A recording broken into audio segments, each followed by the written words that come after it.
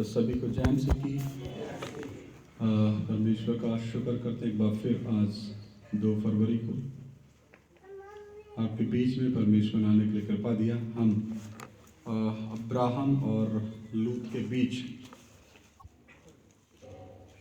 हम वही अब्राहम और लूत के मध्य उनके चरवाहों में जो झगड़ा हुआ था, किन कारणों से हुआ था। वो लालच उनके अंदर आया, अहंकार आया, झगड़ा हुआ। अब वो झगड़ा क्या क्या उत्पन्न करता है, दुष्टता और अहंकार। झगड़ा हम पिछले दिनों से सीखते आ रहे हैं। आइए नीति वचन कहावत 8 का 10, कहावत 8 का 10। चांदी नहीं मेरी शिक्षा ही को लो, और उत्तम कुंदन से बढ़कर ज्ञान को ग्रहण करो। हालेलुया। पंजाबी में पढ़े। चांदी नालों मेरी सिक्ख्या नूं अते चोखे सोने नालों ज्ञान नूं ग्रहण करो। चांदी नहीं मेरी शिक्षा ही को लो, क्योंकि देखो ना तो सोना हमारे साथ जाएगा ना चांदी। और यदि आप पवित्र शास्त्र खरीद के अपनी अलमीरा को भर लो, अपने लाइब्रेरी को भर लो और देख देख के प्रसन्न होते रहो, उसका भी कोई फायदा नहीं है। एक गीत भी लिखा ना, इंज पढ़िया मुक्ति नहीं मिलती, अमल भी इसते किया करो। नहीं मेरे प्यारे वीरों ना इंज किया करो, है ना। तो इसके ऊपर अमल भी लाना है। चांदी नहीं मेरी शिक्षा ही को लो। किसको? परमेश्वर के वचन की शिक्षा को, तालीम को लो। और आगे कहता वचन, और उत्तम कुंदन से बढ़कर ज्ञान ग्रहण करो। ज्ञान, कौन सा ज्ञान? परमेश्वर का ज्ञान। परमेश्वर के ज्ञान से बढ़कर हमारे लिए अगर कोई और दूसरा ज्ञान है, तो दूसरा ज्ञान क्या करता है? वो घमंड पैदा करता है। क्या करता है? बिल्कुल वचन में साफ साफ लिखा है, मनुष्य अपनी पापी बुद्धि के द्वारा अगर अपने बलबूते के ऊपर वचन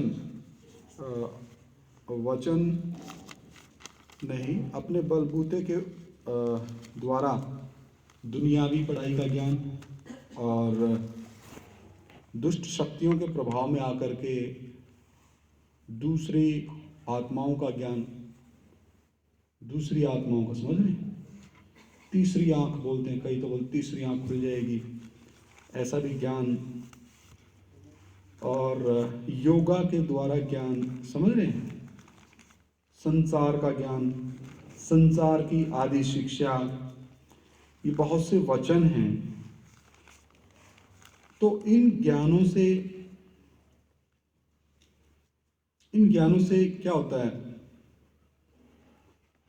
अब एक वचन ऊपर ले, याकूब 3 का 13,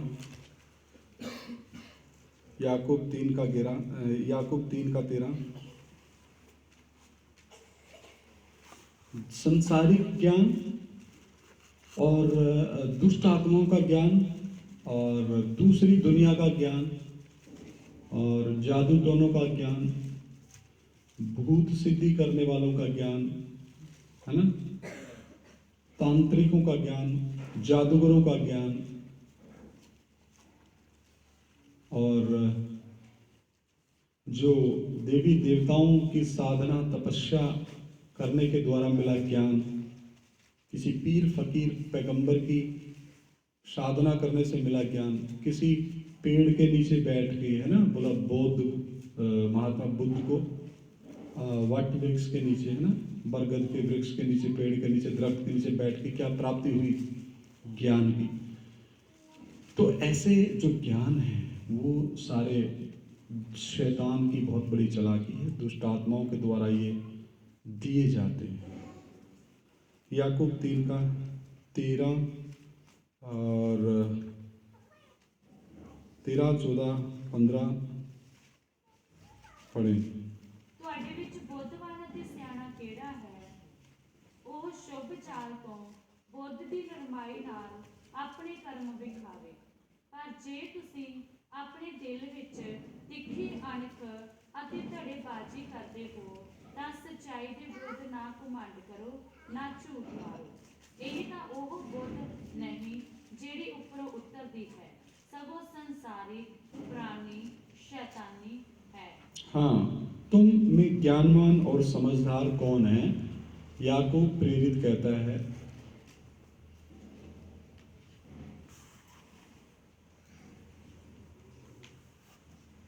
ये आना जाना बंद करो।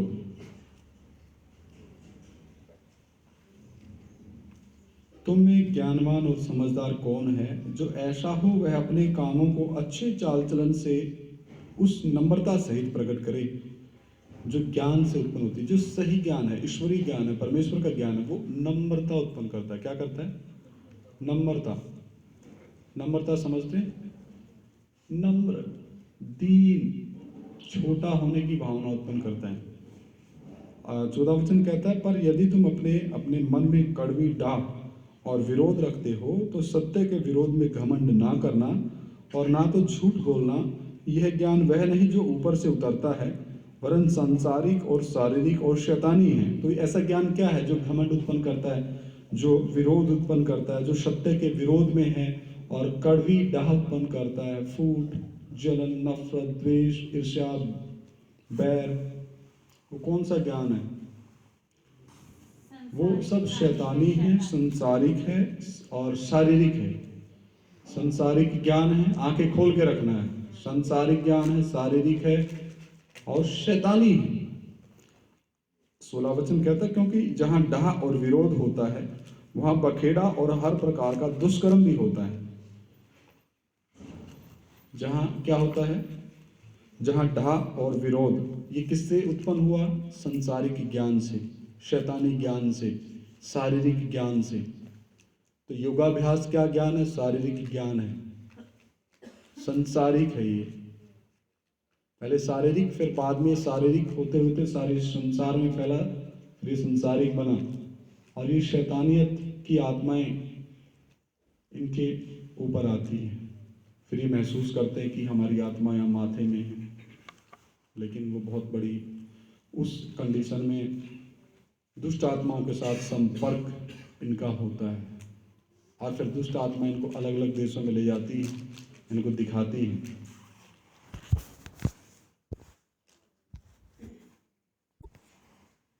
तो जहाँ डाह और विरोध होता है वहाँ बखेड़ा और हर प्रकार का दुष्कर्म भी होता है। अब पढ़ेंगे हम जो ईश्वरीय ज्ञान है, जो परमेश्वर का ज्ञान है। 17-18 वचन पंजाबी में जोर से पढ़ें।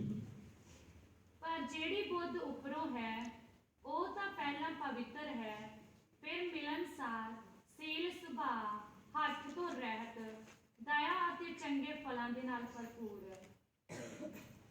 ਦਇਆਇਤ ਭਾਵ ਤੋਂ ਰਹਿਤ ਅਤੇ ਨਿਸਪਟ ਹੁੰਦੀ ਹੈ ਅਤੇ ਧਰਮ ਦਾ ਫਲ ਮੇਲ ਕਰਵਾਉਣ ਵਾਲਿਆਂ ਤੋਂ मेल नाल बीजा जाता है। पर जो ज्ञान ऊपर से आता, कहाँ? परमेश्वर की तरफ से जो ज्ञान होता है, ध्यान से समझना, वह पहले तो पवित्र होता है। क्योंकि क्यों ऊपर वाला ज्ञान पवित्र है? पहला पत्रस निकालो, पहला पत्रस पहला अध्याय और उसका 15 वचन पढ़ो, 15-16। पहला पत्रस पहला अध्याय 15-16। पर जैसा तुम्हारा बुलाने वाला पवित्र है, वैसे ही तुम भी अपने सारे चाल चलन में पवित्र बनो, क्योंकि लिखा है पवित्र बनो क्योंकि मैं पवित्र हूँ।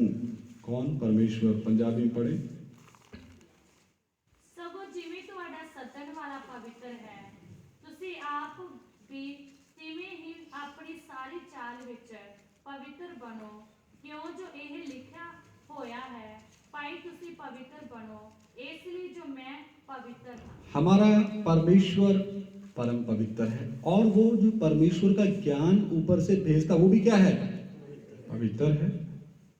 उसमें वो फूंकबाजी नहीं है, फूंक मार के गिराना। ये प्रभु यीशु मसीह ने तो मिट्टी के पुतले को उठाया था ना, अपना जब आत्मा उसके नथुन में फूंका, हालेलुया। गिराने वाला सिस्टम सब संसारिक, शारीरिक और शैतानी ज्ञान है जो दुष्ट आत्माओं से प्रेरित है। पहली खूबी जो परमेश्वर ज्ञान देता है, उसकी पहली खूबी क्या? वो पवित्र है और फिर मिलनसार है, मतलब मेल मिलाप की भावना रहती है।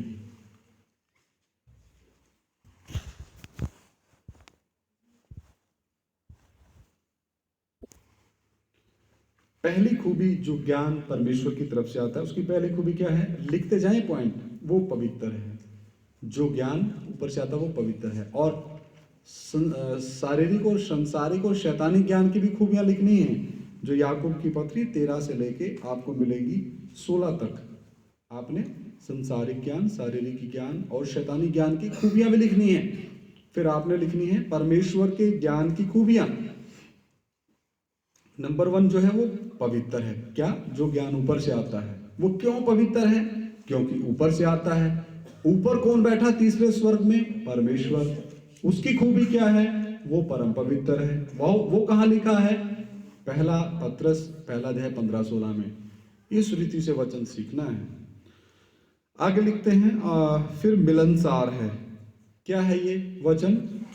मिलनसार है। और जैसा कि हमने पहले भी सीखा था कि प्रभु यीशु मसीह ने अपनी क्रूस की मौत के द्वारा हमारा क्या कराया है? मेल कराया है। वो वचन भी आप लोगों को पढ़ाया था। आइए इफिसियों की पत्री दूसरा बाब, इफिसियों की पत्री दूसरा बाब मैं पढ़ रहा हूँ 14 वचन। क्योंकि वही हमारा मेल है। कौन? प्रभु यीशु मसीह, जिसने दोनों को एक कर लिया, यानी पापी आदमवंशियों को अपने पिता परमेश्वर यानी अपने परमेश्वर तब के साथ मिलवाने के लिए अपने आप को हमारे स्थान पे क्या कर दिया? बलिदान कर दिया। और अलग करने वाली दीवार को जो बीच में थी ढा दिया, यानी पाप की दीवार। पंजाबी में पढ़े। क्यों जो वो साडा मिलाप है। कौन है हमारा मिलाप? परमेश्वर। प्रभु यीशु मसीह। उसके खुद के परमेश्वरता उससे मिलाप करवाया। किसने? खुद परमेश्वर ने दूसरे व्यक्तित्व में आके, छोटा बन के, देह में आके। समझ रहे सभी?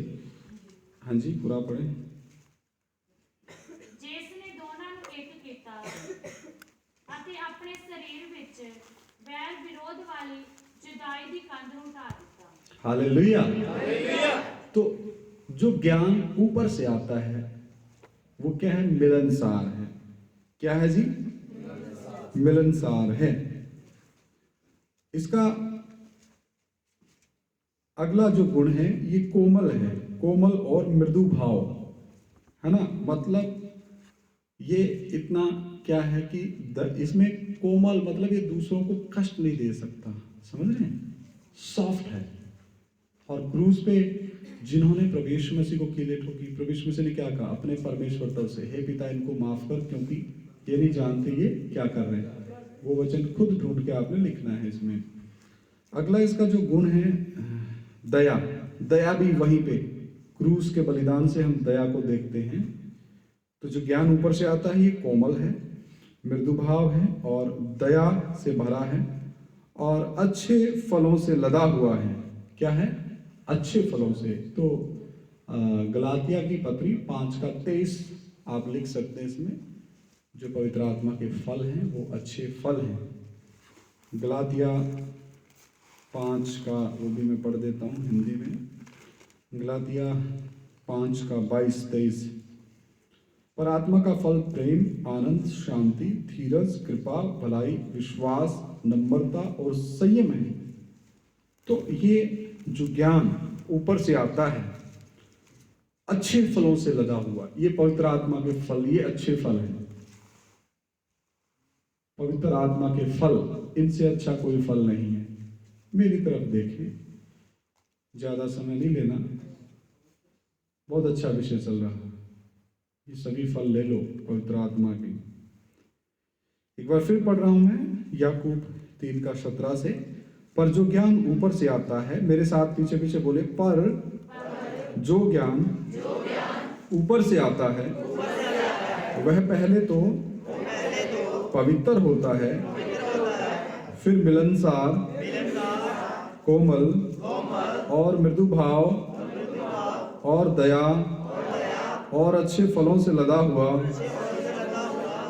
और पक्षपात और कपट रहित होता है। इसका भी हम देख लेते हैं, पक्षपात और कपट रहित भी देख लेते हैं। आइए पहला पत्रस में आ जाइए। पहला पत्रस दूसरा बाप उसका 22 से लेके उसका मैं पढ़ता हूँ 22 और 23 वचन। पहला पत्रस दूसरा बाप उसका 22-23। ना तो उसने पाप किया, किसने? प्रभु यीशु मसीह ने। ना तो उसने पाप किया और ना उसके मुंह से छल की कोई बात निकली। वचन में स्पष्ट है ना, ना तो कोई उसने पाप किया ना छल की बात निकली।